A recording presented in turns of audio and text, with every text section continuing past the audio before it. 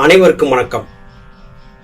நாம் அவ்வப்போது சகோதர சகோதரிகள் மின்னஞ்சல் வாயிலாகவும் கைபேசி வாயிலாகவும் நேரடியாகவும் நம்மிடையே விடுக்கக்கூடிய வினாக்களுக்கான விடையை அடியனுடைய சிற்றறிவுக்கு எட்டிய வரையிலும் உங்களோடு பகிர்ந்து வருகிறேன். அந்த வகையிலே விவேக் பிரணவ் என்கிற தம்பி நமக்கு ஒரு மின்னஞ்சல் எழுதியிருக்கிறார். அந்த மின்னஞ்சலிலே அவர் கேட்டிருப்பது, ஐயா, சமாதி வைப்பதை பற்றியும் சமாதிக்கு வைக்கப்பட்டவர் 12 ஆண்டுகளிலே முத்தி பெறுவதை பற்றியும் நீங்கள் சொல்லியிருந்தீர்கள். எனக்கு ஒரு ஐயம். இந்துக்கள் சிலர் சமாதி வைக்கிறார்கள், சிலர் எரித்து விடுகிறார்கள். எரிக்காமல் இஸ்லாமியர்கள் மற்றும் கிறிஸ்தவர்கள் சமாதியிலே வைக்கிறார்கள். அப்படி என்றால் சமாதியிலே வைக்கப்பட்ட அவர்களுக்கும் முத்தி கிடைத்து விடுமா என்று ஒரு வினாவை விடுத்திருக்கிறார். மிகவும் குழந்தைத்தனமான ஒரு வினா இது. மேலும் அவர் கேட்கிறார், குலதெய்வங்கள் யோக பயிற்சி செய்பவர்களுக்கு உதவி செய்யுமா? என்னுடைய குலதெய்வம் இருளாயி, அது என்னிடத்திலே மோட்சத்திற்கான பாதைக்கு எனக்கு உதவி என்பதாக கேட்டது. நான் சுவாமியிடம் பிரார்த்தனை வைத்திருக்கிறேன். குலதெய்வத்தினுடைய முன்னேற்றத்திற்கும் என்னுடைய முன்னேற்றத்திற்கும் சுவாமி உதவி செய்வாரா? குலதெய்வங்கள் நம்முடைய யோக வாழ்க்கைக்கு உதவி செய்யுமா அல்லது இடையூறு செய்யுமா என்பதை போன்று வினாக்களை விடுத்திருக்கிறார். சமாதி வைப்பது என்றால் தம்பி என்ன புரிந்திருக்கிறார் என்பது நமக்கு தெரியவில்லை. இறந்தவர் உடலை எரித்து விடாமல் அப்படியே புதைப்பது சமாதி என்று இவர் கருதி இருக்கிறார். அது அப்படி அல்லவே. யோக சாதன பயிற்சியிலே ஈடுபட்டு முறைப்படி தீட்சை பெற்று வாசிப்பயிற்சியை செய்து வரக்கூடிய ஒருவருக்கு இயல்பாகவே 2 சுவாசங்கள் நடக்க ஆரம்பிக்கும். 2 சுவாசம் உணர்ந்தவன் யார், அவனே சித்தன் என்றே பொதுவாக அனைத்து சித்தர்களும் சொல்கிறார்கள். நாசி வழியாக உள்ளும் வெளியும் சென்று வந்து கொண்டிருக்கக்கூடிய சுவாசம் அபானன் என்று பெயர். உள்ளிலே இருக்கக்கூடிய ஜீவசக்தியாகிய வாயு 72,000 நாடிகள் வழியாக உடலுக்குள்ளேயே சஞ்சரிப்பது பிராணன் என்றாகும். இந்த 2 சுவாசங்கள் நடந்து கொண்டே இருக்கின்றன. சாமானியன் நாசி வழியாக மட்டும் சுவாசிக்கிறான். ஒரு யோகி சர்மத்திலே இருக்கக்கூடிய வியர்வை துவாரங்கள் வழியாக, ரோமக்கால்கள் வழியாகவெல்லாம் சுவாசிக்கிறான். 2 வகையான சுவாசம் அந்த யோகிக்கு நடைபெறுகிறது. பொதுவாக நாம் தண்ணீரை குளத்திலிருந்தோ கிணற்றிலிருந்தோ எடுத்து பயன்படுத்தும் போது அது அழுக்காக, தூசியாக, மாசுபட்டு இருக்கலாம். அந்த தண்ணீரை நன்றாக வடிகட்டி எடுக்கும் போது தண்ணீர் சுத்தமான தண்ணீராக மாறுகிறது. இந்நாட்களிலே தண்ணீரை வடிகட்டி குடிக்கக்கூடிய நவீன வடிகட்டிகள் வந்துவிட்டன. இவற்றை RO ஃபில்டர்ஸ் என்று சொல்லுகிறார்கள். இப்படிப்பட்ட நவீன வடிகட்டிகளிலே வடிகட்டும் போது தண்ணீரில் இருக்கக்கூடிய உப்பு, பாடானங்கள், உலோகங்கள் ஆகியவை எல்லாம் கூட வடிகட்டப்பட்டு விடுகின்றன. இவற்றை இன்றைய நாளிலே நாம் பார்த்து வருகிறோம். அப்படி யோக சாதன பயிற்சியில் ஈடுபடக்கூடிய ஒரு யோக சாதகன் நாசி வழியாக மாத்திரமல்லாமல் சர்ம வழியாகவும் சுவாசிக்கும் போது அவனுடைய சுவாசத்திற்குள்ளே நல்ல காற்று உட்செலுத்தப்படுகிறது. அப்படி உட்செலுத்தப்பட்ட காற்று தேகத்திற்குள்ளே இருக்கக்கூடிய அனைத்து விதமான உறுப்புகளுக்கும் அதிகமாகவே ஆற்றலை வழங்கிவிடுகிறது.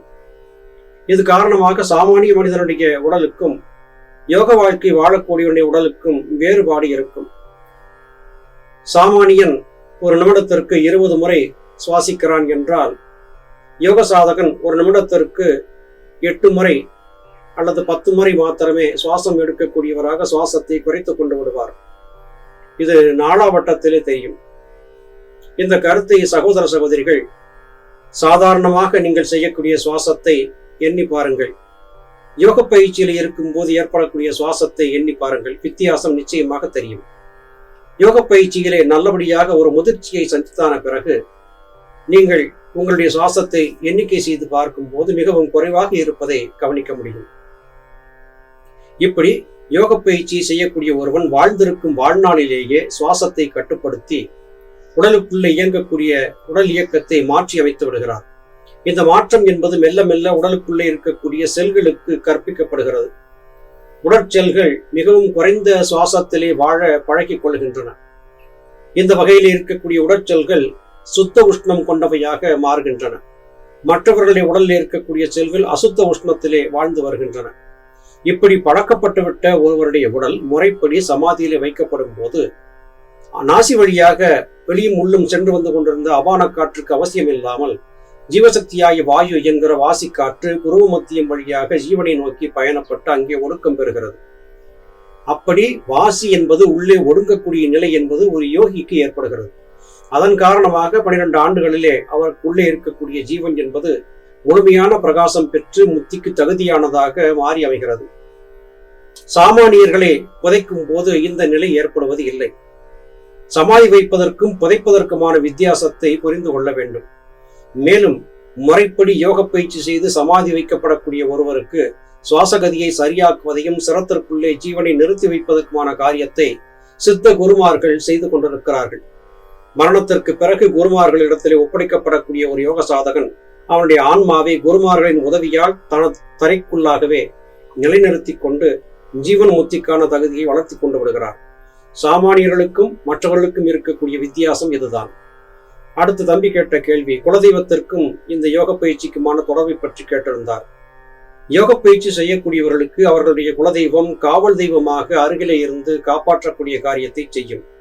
ஒருவர் யோக பயிற்சி செய்து ஒரு நல்ல நிலையிலே ஆன்மாவே மேன்மைப்படுத்தி கொண்டு விட்டார் என்றால் அவருடைய குலதெய்வத்திற்கும் அதனுடைய சக்தி கொஞ்சம் கிடைக்கும்.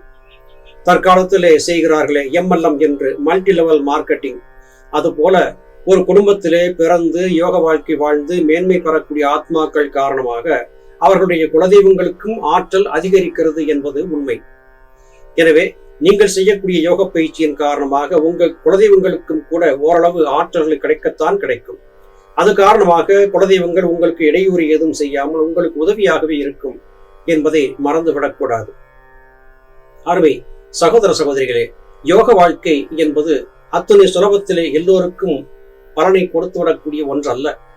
எவர் ஒருவர் ஜீவகாரண்ய ஒழுக்கத்தை பேணி குருமார்களின் வார்த்தையை மீறாது நல்லொழுக்கம் நற்பண்புகள் தவறாது வாழ்ந்து வருகிறாரோ அவருக்கு நிச்சயமாக இந்த யோக சித்தி என்பது கிடைக்கும். முறைப்படி தீட்சை பெற்று பயிற்சி செய்யக்கூடியவரும் கூட தவறுகள் பலவற்றை செய்து செய்யக்கூடாத அடாத காரியங்களை செய்து 8 விதமான கெட்ட குணங்களுக்கும் அடிமையாகி இருந்தால் அவர் நிச்சயமாக சமாதி வைக்கப்பட்டாலும் மோட்சத்திற்கு செல்ல மாட்டார். அவருடைய உடல் அழிந்து பட்டு போய்விடும். அவர் மறுபடியும் ஒரு பிறவி எடுக்க வேண்டிய அவசியம் இருக்கும்.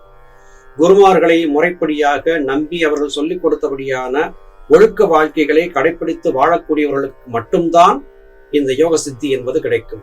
வெறுமனே ஒருவர் வாழ்ந்தார், இறந்தார், அவரை சமாதி வைத்து விட்டேன், அவர் மோட்சத்திற்கு போவாரா என்று கேட்கக்கூடிய இந்த கேள்விகள் முற்றிலும் அபத்தமான கேள்விகள்.